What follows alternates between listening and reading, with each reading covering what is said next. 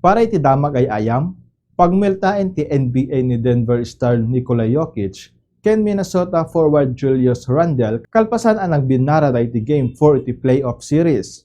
Ni Jokic ket pagmeltain ti $50,000 idinto ni Randle, ket napatawan iti $35,000, kalpasan iti panagsinong batda, iti naode a segundo ti ayayam, iti nagbaitan ti Denver Nuggets ken Minnesota Timberwolves.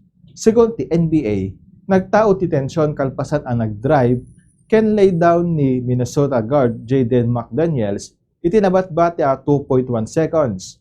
Oray dakkel iti lamang ti Timberwolves. May bilang dayta nga unsportsmanlike iti Denver agapuanan ang nagreact dagiti player. Sigon ti NBA, ni Jokic iti umunaan ng gidoron ken ni McDaniels idinto ni Randle ket kella at asimmal iti riri ken induron na iti Nuggets guard forward Bruce Brown. Agpadaan na patawan dati technical foul ken nagpadaan na eject iti ayayam.